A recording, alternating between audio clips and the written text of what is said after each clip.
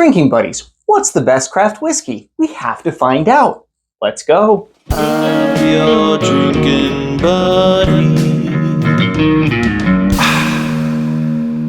All right, drinking buddies. So as you guys know, I've been doing a tournament of what's the best craft whiskey.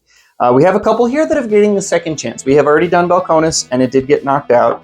And we've already done Adventurous Stills, and it did get knocked out. However, they were both in really good rounds, so I felt like it was fair to give them another shot. So we have first the Texas Pot Still Bourbon from Balcones, 92 proof. Next up, we have Green River Wheated Bourbon, 90 proof. Then we have Lost Dutchman Rye, 95 proof from Adventurous Stills. And then last up, we have the Middle West Ported Pumpernickel Rye, 99.5 proof. 2 bourbons, 2 ryes. This is going to be wild.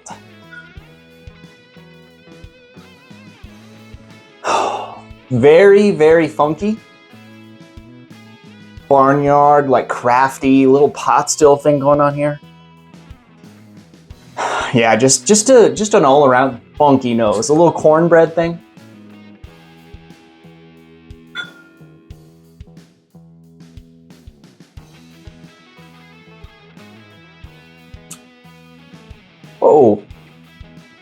Oh, baby.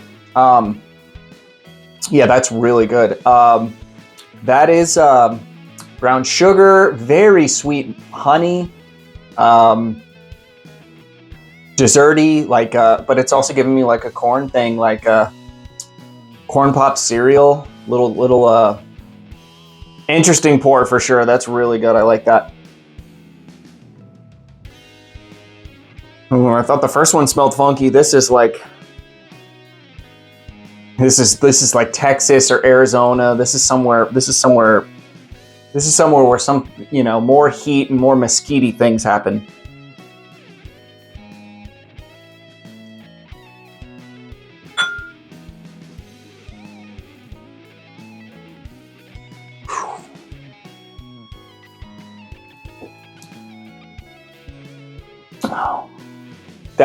It's so funny because I'm pretty sure that's the Balcones Pot Still Bourbon.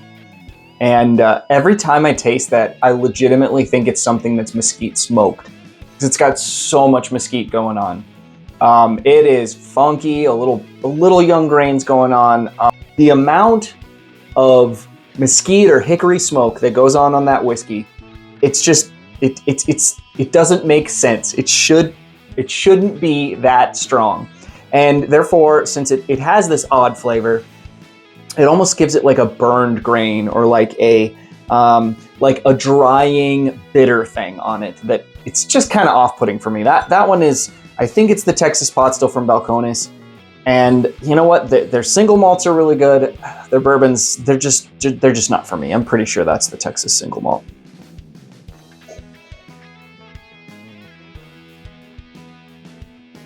Well, we have one of our ryes here. This is a little bit herbal and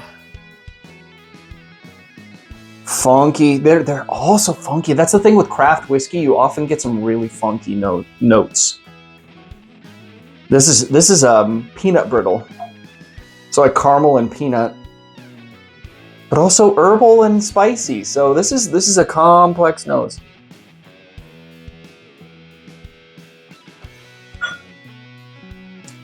Man, I do dig that. That is really mapley. That is funky malto meal cereal. I don't know if anyone has ever had it. It's hot cereal that's like wheated. It's like wheat cereal it's malted cereal. Anyway, it's some kind of like oatmeal alternative that you pour like brown sugar or like maple syrup over the top of it when you eat it. And I used to eat it a lot as a kid, and that's really reminding me of this. Weird note, I know, but that's what I'm getting. So I suppose that is a young grain thing, but also it immediately turns into something really nice and spicy. So those fall spices, your cinnamon, your nutmegs, your brown sugars, your fall spice flavors are really, really here. That's really good. It's a rye. It's one of the 2 ryes. Now, this one is another youthy nose, young grains, but Mesquite and dark chocolate are also here at the party.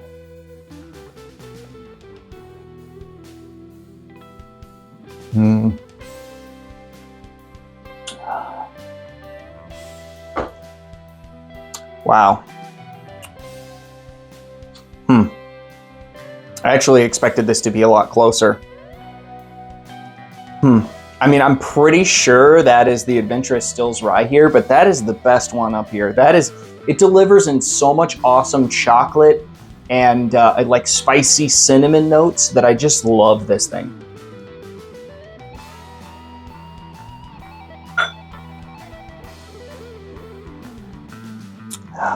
I think we're gonna go ahead and move 2 forward on this round. So this one is there for me. Now we just need to decide if I want to move forward.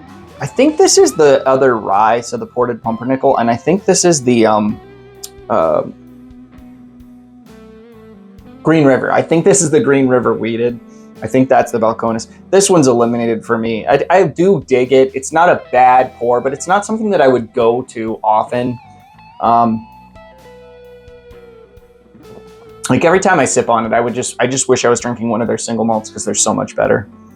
All right, drinking buddies. So let's dive into these one more time. We'll see if we can pick a second place. I tend to be a bourbon first guy, and I actually really do dig that Green River wheated. I think I might have given it an unfair chance here because I do really dig that Green River wheated. But I'm moving forward the 2 ryes. I'm pretty sure this is the Green River. I'm pretty sure this is the Texas.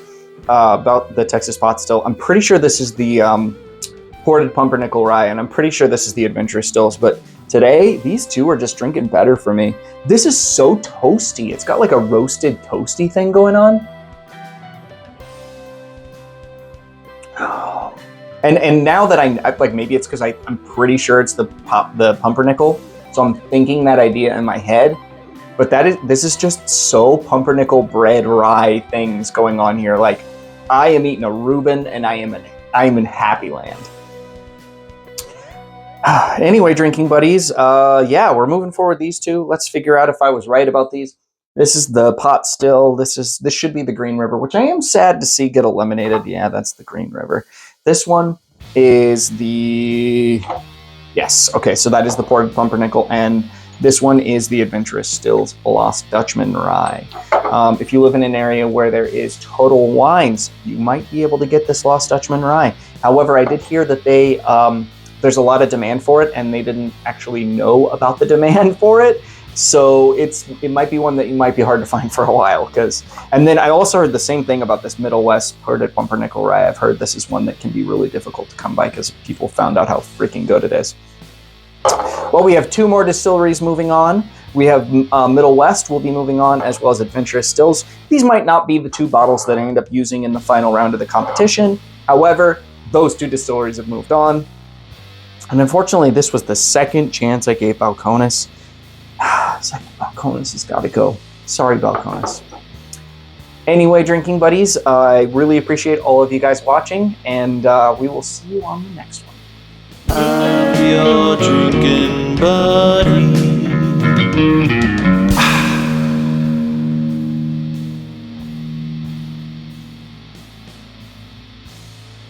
I gotta talk about Zebiotics. So, as you guys know, I drink a lot while on this channel, and sometimes even when I do half-ounce pours, I still end up feeling kind of awful the next day.